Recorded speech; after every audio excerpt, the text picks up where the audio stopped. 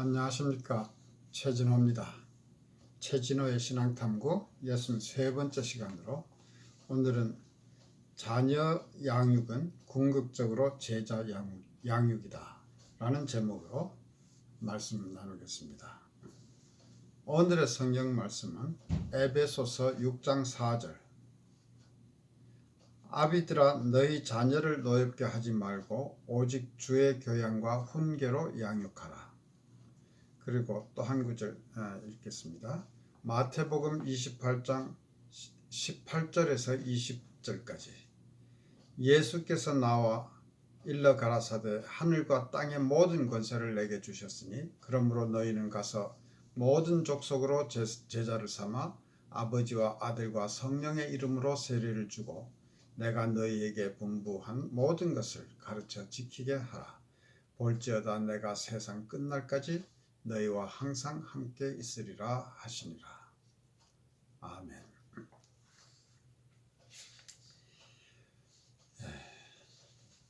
자녀를 둔 부모라면 누구나 좋은 부모가 되기를 원할 것입니다. 그러나 이게 항상 마음대로 잘 되지는 않을 수도 있습니다.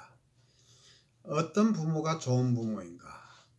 자녀를 기르다 보면 어떤 상황이 발생했을 때 어떻게 대응하는 것이 옳은지 판단하기 어려운 경우가 많습니다. 자녀를 사랑하는 것은 기본이지만 사랑하는 것만으로 자녀가 훌륭하게 자란다는 보장이 있는 것도 아닙니다.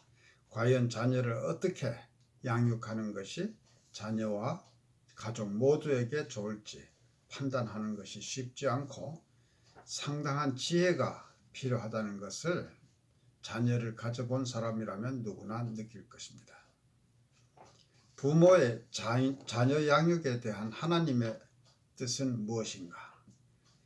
하나님은 신명기 6장 7절에서 다음과 같이 말씀하십니다. 내 자녀에게 부지런히 가르치며 집에 앉았을 때든지 길에 행할 때든지 누웠을 때든지 일어날 때든지 이 말씀, 즉 하나님의 말씀을 강론하라고 하셨습니다. 가르치라는 말씀입니다. 뿐만 아니라 성경의 여러 곳에서 자녀의 양육에 대해서 말씀하고 있는데 대체로 가르치라, 훈계하라, 단련하라, 교훈하라로 요약된다고 할 수 있습니다. 잠언 23장 13절에서는 아이를 훈계하지 아니치 말라, 채찍으로 그를 때릴지라도 죽지 아니하리라고 하였습니다. 여기에서 훈계하지 아니치 말라는 말은 쉽게 할 수도 있는 말을 공연히 복잡하게 표현한 것처럼 보이지만 요점은 훈계하는 일을 소홀히 하지 말라는 뜻으로 해석하는 것이 좋을 듯합니다.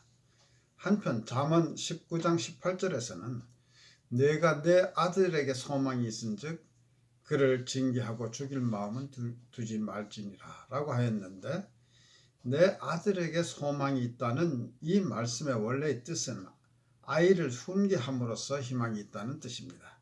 다시 말하면 아이를 훈계하지 않으면 희망이 없다는 말입니다. 훈계라는 단어는 영문 성경에서는 discipline이라는 말로 표현되고 있는데 이것은 훈련이라는 뜻입니다. 그리고 채찍으로 그를 때릴지라도 죽지 아니하리라 라고 끔찍한 표현을 사용하고 있는데, 이 말은 훈계를 하되 필요하면 체벌을 가해서라도 매우 엄하게 하라는 뜻으로 해석이 됩니다. 요즘에 교육하는 사람들, 교육자들은 대체로 체벌을 무조건 나쁜 것으로 인식하는 경향이 있지만 성경은 체벌 자체를 나쁘게 보지 않는다는 것을 알 수 있습니다. 체벌을 남용하는 것은 옳지 않을 것이고 오히려 역효과를 낼 수도 있지만 경우에 따라서는 적당한 체벌을 가할 필요가 있다는 것을 성경은 인정하는 것입니다. 흔히 훈계 또는 훈련이라는 말의 영어 단어인 discipline의 의미에는 punishment, 즉 벌을 준다는 벌이라는 의미가 포함되어 있는 것으로 인식되고 있습니다. 그러나 성경적으로 디시플린은 and guiding, 즉 훈련과 선도라는 의미로 해석하는 것이 옳을 것 같습니다. 어린이를 훈련시킬 때 가르치는 대로 순종할 것을 기대하지만 말을 듣지 않거나 잘못을 범했을 때 적절한 벌을 가하게 되는 것은 피할 수 없다 하더라도 진정한 의미의 디시플린은 긍정적인 의미의 훈련과 선도라는 개념으로 보는 것이 좋을 것 같습니다. 이와 관련해서 에베소서 6장 4절에서는 아비들아 너희 자녀를 노엽게 하지 말고 오직 주의 교양과 훈계로 양육하라 고 하였는데, 자녀를 노엽게 하지 말라는 말은 자녀가 화나지 않도록 눈치 봐가면서 훈계하지 말라거나 하는 그런 뜻은 아니고, 훈계를 하되 일관성 있게 자녀로 하여금 혼란스럽지 않게 하라는 말로 이해가 됩니다. 즉 이랬다 저랬다 해가지고 갈피를 잡지 못하면 자녀가 혼란스럽겠죠. 즉 주의 교양으로 훈계하라는 말씀입니다. 특히 자녀에게 벌을 줄 때는 무엇을 잘못해서 벌을 받는가를 분명히 알게 해야 한다는 것이 매우 중요합니다. 아이가 벌은 받았는데 무엇을 잘못했는지를 모른다면 그 벌은 전혀 효과가 없을 뿐만 아니라 아이를 노엽게 하여 반발심을 일으킬 것입니다. 무엇보다 중요한 것은 아이를 인격적으로 대우하는 것입니다. 부모와 자녀의 대화가 잘 이루어져서 자녀가 지켜야 할 일을 교육하거나 자녀가 싫어하는 일을 요구할 때 왜 그렇게 해야 되는지를 설명해서 이해시키는 것이 중요합니다. 때로는 부모가 약속을 지키지 못하게 되거나 부모의 실수로 자녀가 싫어하는 일이 발생했을 때는 부모가 자신의 잘못을 시인하고 자녀에게 사과하는 것이 좋습니다. 그러면 아이는 부모도 실수를 할 수 있다는 것을 이해하고 용서할 것입니다. 자녀에게 용서를 구한다고 해서 결코 부모의 권위가 손상되는 것은 아닙니다. 저의 경험으로 볼 때 오히려 그런 일이 있은 후에 자녀는 부모를 더욱 신뢰하고 존경할 것입니다. 이러한 대화가 잘 되는 가정에서는 실제로 체벌은 그다지 필요가 없게 될 것입니다. 태어난 상태 그대로의 사람, 즉 교육을 받기 전의 상태의 인간은 선과 악을 가릴 수 있는 능력이 없으므로 본능대로만 행동할 것입니다.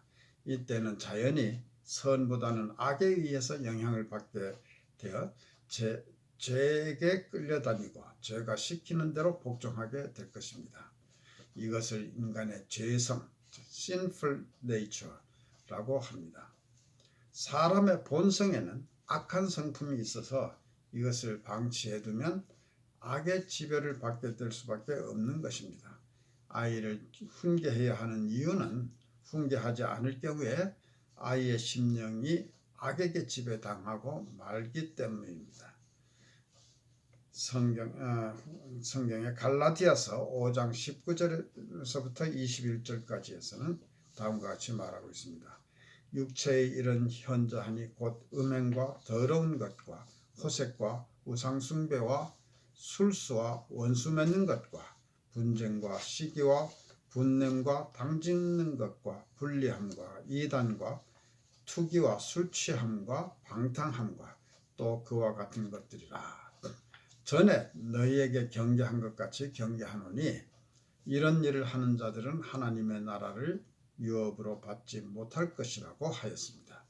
만일 사람이 본능이 시키는 대로, 즉 육체가 원하는 대로만 행동한다면 이러한 악한 것들에 묻혀 살 수밖에 없다는 말입니다. 그러나 예수님이 십자가의 죽으심으로 우리를 죄로부터 자유롭게 하여 주셨으므로 우리는 육신의 소욕을 버리고 성령을 따라 살아야 하는 것입니다. 이렇게 사는 사람의 품성을 바울은 성령의 열매라고 하였습니다. 갈라디아서 5장 22절과 23절에서 사도 바울은 오직 성령의 열매는 사랑과 희락과 화평과 오래 참음과 자비와 양선과 충성과 온유와 절제니 이 같은 것을 금할 법이 없느니라고 하였습니다. 이것을 보통 성령의 9가지 열매라고 말하곤 합니다. 누구나 자기 자녀는 사랑과 희락과 화평과 오래 참음과 자비와 양선과 충성과 온유와 절제의 품성을 가지기를 원할 것입니다. 하나님의 뜻도 마찬가지입니다. 우리 모두는 내면에 죄성이라고 하는 괴물을 가지고 있습니다. 우리가 만일 이 괴물에게 먹이를 주어서 자라게 한다면 이것이 자라서 우리 자신을 파괴하게 됩니다. 우리는 성령의 힘으로 디시플린, 즉 훈련을 통해서 그리고 하나님의 백성들끼리 서로 격려하면서 이것과 싸워서 물리쳐야 합니다. 그렇게 했을 때 성령의 도움으로 성령의 열매를 얻게 될 것입니다. 자녀들의 영적 전투를 도와주는 것이 부모의 임무입니다. 훈계, 디시플린은 그 자체로 끝이 아니고 그리스도 안에서 생명과 자유를 찾는 중요한 과정인 것입니다. 자녀에게 끌려가는 부모가 되어서는 안 됩니다. 자녀가 원하는 대로 뭐든지 하게 하는 것은 자녀를 자기 중심에, 남을 존중할 줄 모르고 짜증을 잘 내고 투덜대며 화를 잘 내고 불평으로 가득 찬 괴물을 만들어내게 될 것입니다. 이렇게 양육한 아이들은 대체로 다른 아이들과도 어울리지 못하고 주위 사람들에게 호감을 주지 못합니다. 즉 친구가 적고 가족 간에도 긴장을 조성하는 경향이 있습니다. 이것이 심해지면 하나님과의 관계가 멀어지고 부모의 사이에도 불화가 생기고 이로 인해서 부모마저도 친구들과 멀어져서 주위 사회로부터 고립되는 경향이 있습니다. 죄성이 자라서 온 가정을 삼켜버리는 것입니다. 사도 바울은 바로 갈라디아서 5장 21절에서 이런 자들은 하나님의 나라를 유업으로 받지 못할 것이라고 하였습니다. 그런데 마태복음 28장 18절에서부터 20절까지에서 예수님은 제자들에게 하늘과 땅의 모든 권세를 내게 주셨으니 그러므로 너희는 가서 모든 족속으로 제자를 삼아 아버지와 아들과 성령의 이름으로 세례를 주고 내가 너희에게 분부한 모든 것을 가르쳐 지키게 하라고 하셨습니다. 이 말씀을 흔히 그레이트 커미션, 지상명령이라고 이렇게 흔히들 얘기합니다.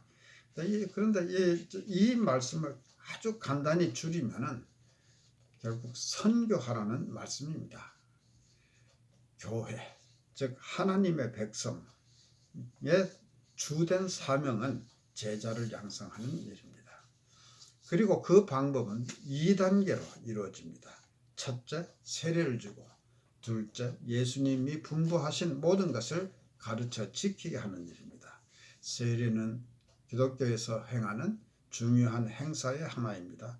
새신자에게 세례를 주는 것은 그것으로서 하나의 신자가 완성됐다는 뜻이 의미하는 것이 아니고 오히려 시작입니다. 이것은 제자로 양육하는 평생 동안 추구하는 긴 여행의 시작인 것입니다. 이것은 궁극적으로 자녀에 대한 부모의 역할과 일맥상통합니다. 제자가 되는 일은 모든 사람에게 해당됩니다. 부모의 자녀 양육도 궁극적으로 제자 양육이라고 볼 수 있습니다. 다시 말하면 제자 양육은 많은 점에서 자녀 양육과 공통점이 있습니다. 우리가 서로 간에 제자로 양육하고자 하는 덕목은 곧 부모가 자녀를 양육하고자 하는 덕목과 일치합니다. 그 방법에 있어서는 소위 전도를 하면서 자녀 양육을 할 때와 마찬가지로 체벌을 가할 수는 없겠지만 자녀를 사랑하듯이 전도의 대상을 사랑하는 마음으로 양육하는 것이 필요한 것입니다. 자녀 양육에 대한 하나님의 뜻은 무엇일까? 부모의 역할은 궁극적으로 제자 삼기라고 볼 수 있습니다. 아이들이 어떻게 자라야 하는가에 대한 하나님의 뜻은 이 세상 모든 사람에 대한 하나님의 뜻과 동일합니다.